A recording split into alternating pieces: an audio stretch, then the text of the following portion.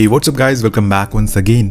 शक नाम की ऐसी चीज जो कठोर रिश्तों की जंजीर में भी जंग लगा दे। आज ये कहानी इसी चीज को साबित करने की पूरी कोशिश करेगी। तो चलिए शुरू करते हैं कुछ दोस्तों से जो स्नो रिजॉर्ट पर छुट्टियां मनाने जा रहे हैं। इसमें एक कपल है जिनका नाम है जिल और डेरेक। दोनों ही काफी टाइम से एक दूसरे को डेट कर रहे हैं, लेकिन एक और भी लड़की है ब्रीक जो कि अभी इस ग्रुप में काफी नई है, लेकिन इस चीज से किसी को कोई खास दिक्कत नहीं है। खैर, यहाँ हम एलिसन को देखते हैं जो कि जिल की दोस्त है, पर उसके चेहरे के अभाव से लग रहा है जैसे मानो उसे जबरदस्ती यहाँ लाया गया हो। लेकिन एक और भी लड़की है ब्रीक जो कि अभी इस ग्रुप के काफी नई है, लेकिन इस चीज से किसी को कोई खास दिक्कत नहीं है। इसकी वजह से उसके साथ कॉलेज में हुआ एक किस्सा जिसमें लड़कों ने उसके साथ गलत काम किया, फिर उस चीज को वायरल भी कर दिया और इस चीज को लेकर वो तब से ही उदास है और किसी से ज्यादा कुछ बोलती नहीं है। इतने में इन्हें एक पुलिस वाला रोक लेता है और उससे कहता है कि आगे स्नो ज्यादा जम चुकी है, इसीलिए उन्हें दूसरे रास्ते से जाना होगा। डेरेक मान जाता है और कार को दूसरे रूट पर डाल देता है, जिसकी शुरुआत में ही उन्हें एक गैस स्टेशन मिला जहां सभी अपने अपने काम में लग गए। जैसे एलिसन वॉशरूम चली गई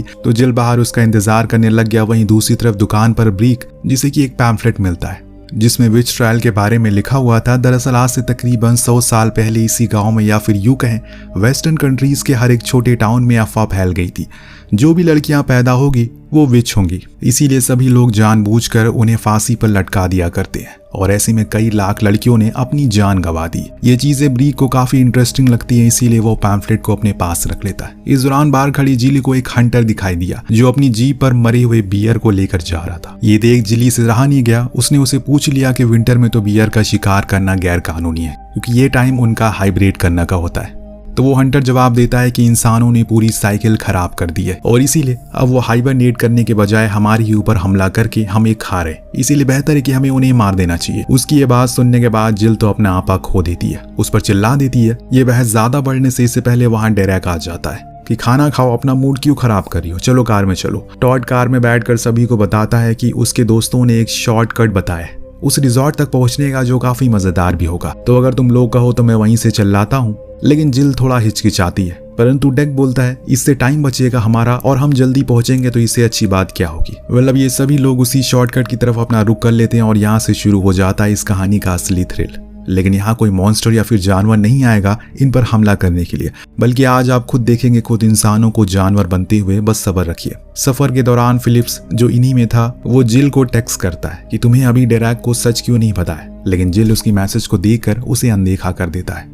लेकिन ये टेक्स्ट हमें जरूर बता देता है कि कुछ बात है जो वो छुपा रही है। तो वहीं ब्रीक जो उसी पैम्फलेट को पढ़ना शुरू कर देता है जिसमें इसी टाउन की एक लोकल स्टोरी लिखी है, जिसमें एक लड़की जो अभी जवान हुई है पर बहुत ही ज्यादा खूबसूरत होने की वजह से गांव वालों ने कहा कि इसके ऊपर किसी का साया है। उनकी बातों में उस लड़की के घर वाले भी आ गए और अगले दिन उसे फांसी पर लटका दिया। लेकिन सिर्फ वही लड़की नहीं थी, उसके साथ 14 और भी लड़कियां थी जो इस विच ट्रायल का शिकार बनी।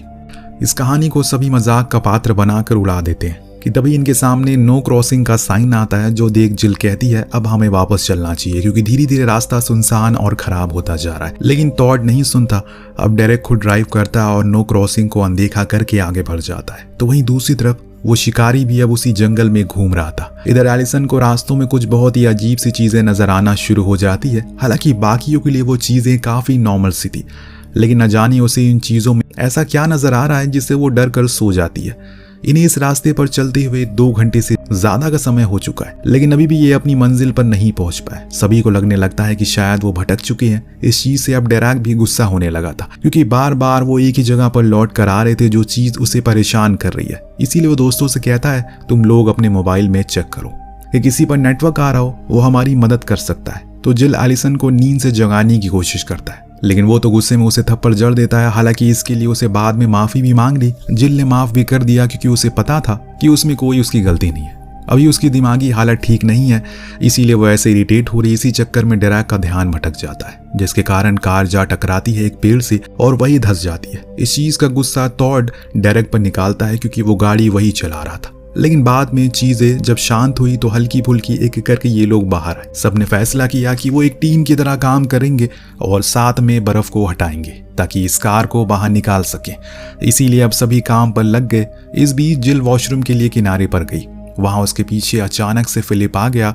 वही बात करने लग गया कि आखिर वो डेरेक को सब कुछ बता क्यों नहीं देती। तब हमें पता चलता है माजरा क्या है।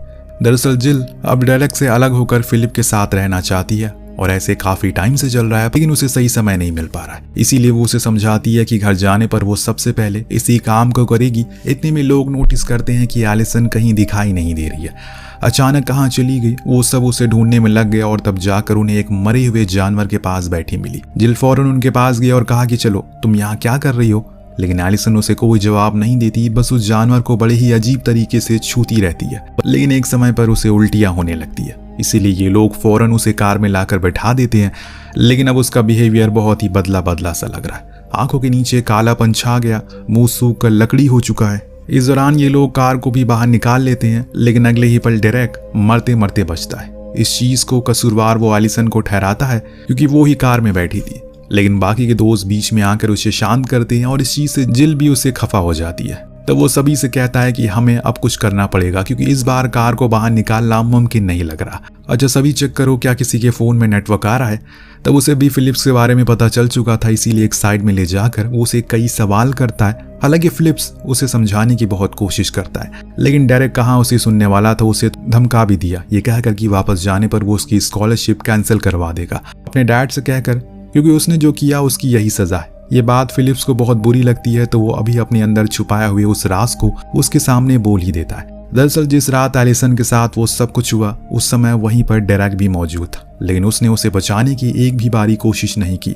यहाँ तक कि उसके दोस्त भी इस काम में मिले हैं। अगर ये सब कुछ जिल को पता लगा तो वो खुद ब खुद उसे छोड़कर वापस चली जाएगी, और इसीलिए बेहतर होगा कि अभी यहाँ से निकल जाए। ये सोचना चाहिए हमें। कार में टॉड सभी से कहता है कि मैं जाकर हाईवे को ढूंढने की कोशिश करता हूँ, क्योंकि ये सब कुछ मेरी वजह से हुआ है। मैंने कहा था इस शॉर्टकट को लेने के।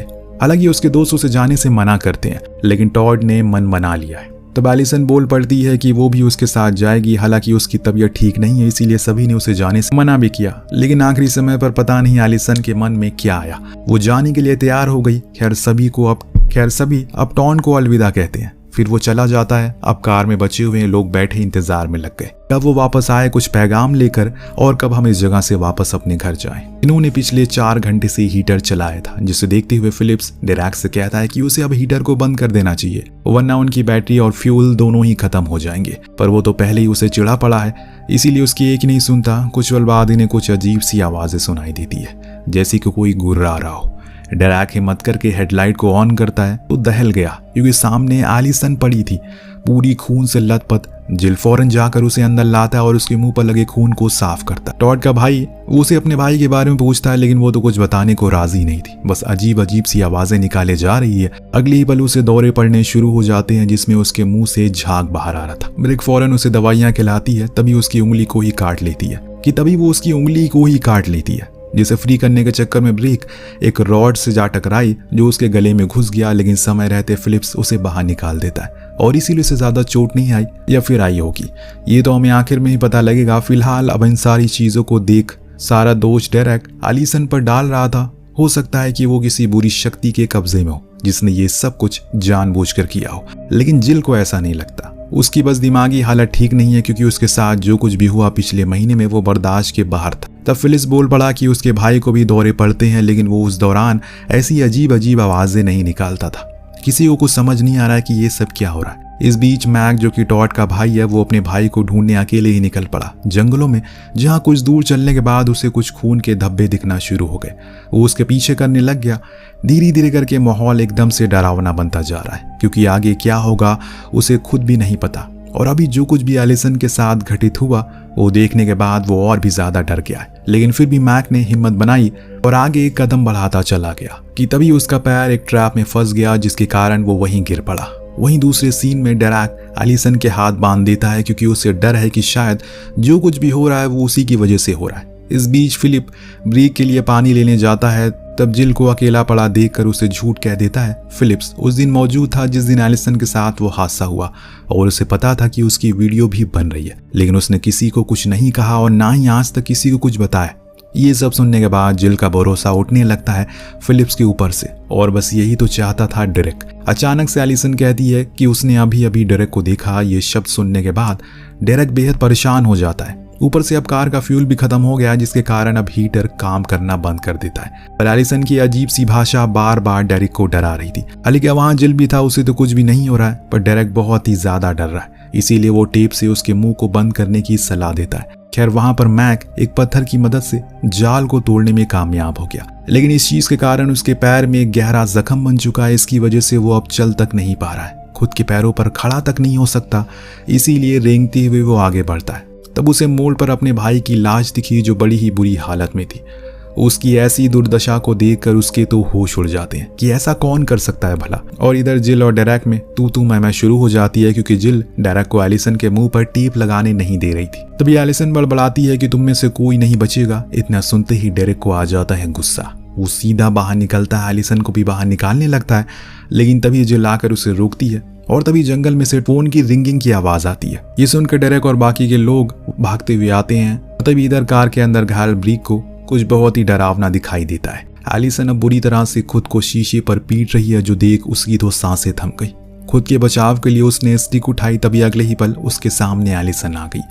ये देख उसने एकदम से चीख निकली, जो सुनकर डेरेक और जिल दोनों भागकर जंगल के पास आ गए। लेकिन कार तो अंदर से लॉक थी, तो वहां डेरेक को टॉड का फोन मिल जाता है। लेकिन तभी उसके साइड में अचानक से आ खड़ी होती है एलिसन, जो उसे एक डरावनी सी आवाज में कहती है, तुम मुझे वहीं छोड़ आए थे, कैसे दोस्त हो यार। डेरेक बेचारा खुद को बचाने के लिए पेड़ के पीछे छुप जाता है। तब उसे एहसास होता है कि शायद उसके पीछे कोई है, इसीलिए वो स्क्रू ड्राइवर से उस पर हमला करता है। लेकिन जब उसने पीछे मुड़कर देखा तो वो फिलिप्स था, जो उसे कार की चाबियां लेने आया था।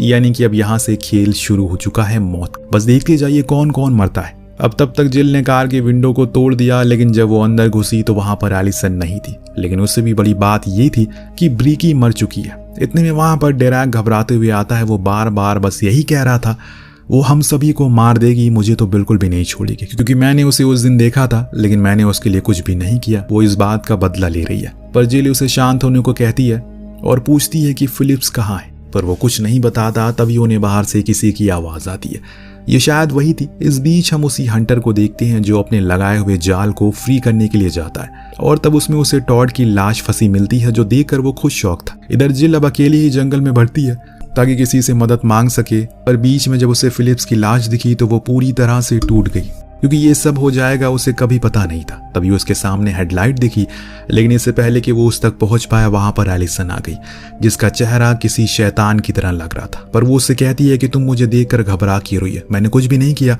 मुझे तो बस अपने घर जाना यार। लेकिन जिल को पता था कि ये उसका वो रूप नहीं है जिसे वो अभी तक जानता है, और इसीलिए वो उसके सामने हाथ जोड़ती है और विनती करती है कि उसे वो जाने दे। उसने उसे कुछ नहीं बिगाड़ा, तो एलिसन भी उसे समझाती है कि वो जैसा कुछ सोच रही है वैसा कुछ भी नहीं है। लेकिन जिल के अंदर अब एक शक पैदा हो गया है, जो सभी बड़ी चीज है किसी भी इंसान के प्रति जहर पैदा करने के लिए।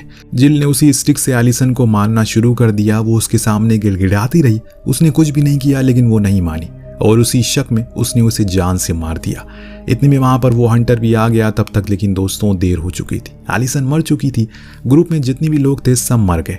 फिलिप्स डेरेक के हाथों मारा गया तो डेरेक कार में बंद ठंड से मर गया। टॉड को जानवर खा गया तो वहीं मॉक भी जमकर मारा गया। अंत में सिर्फ बची जिली, जिसे सुबह पुलिस आकर पकड़ लेती है, जो उसे पूछती है कि उसने एलिसन को क्यों मारा। उसने सिर्फ इतना ही कहा कि उसे लगा कि वो पॉजेस है, पर उसकी आंखें कुछ और कह रही है। दरअसल इस कहानी में कोई पॉजेस नहीं था, सिर्फ ये कहानी हमें ये दिखाने की कोशिश कर रही है कि इंसान शक के बिना पर इतने नीचे गिर सकता है। वो खुद भी नहीं जानता, इसमें कोई भी पॉजेस नहीं था, बस ये सभी कहीं ना कहीं अपने अंदर एक ट्रॉमा, एक डर लेकर जी रहे थे, जो समय के साथ इतना ज्यादा बढ़ गया कि इन्हें अपनी ही दोस्त शैतान लगने लगे, और ये यूं ही एक दूसरे को जान से मारने लगे।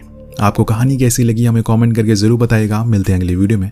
Thank you so much watching, peace out.